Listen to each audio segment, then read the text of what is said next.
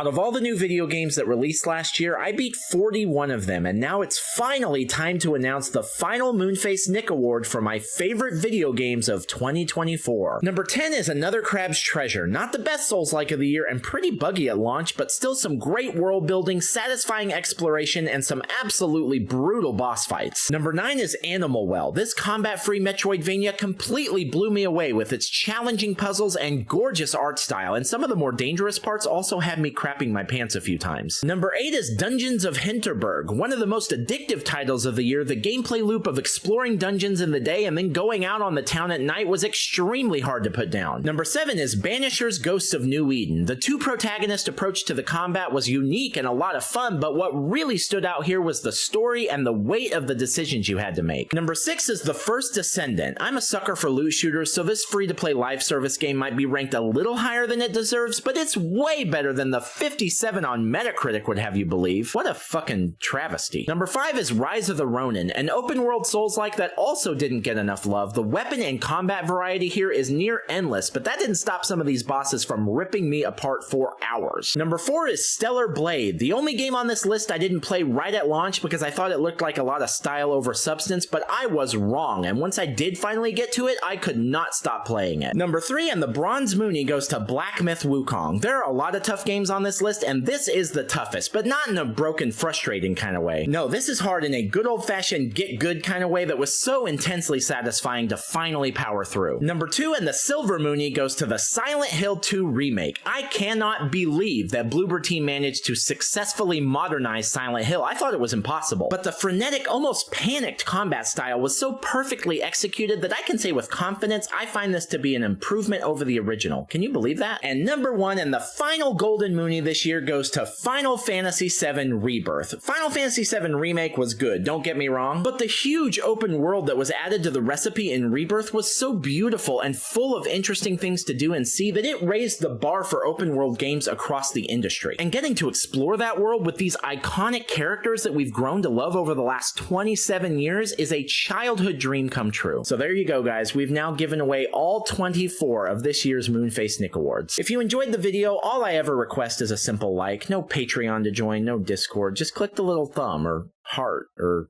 what did I post this on? We're all done with the annual awards, but I also cover upcoming games and I rank every game I beat every month and post spoiler-free reviews of those games throughout the year, including a ton of brand new games right after launch. So feel free to follow if you want to know what's coming out around the corner, where I ranked them, and why.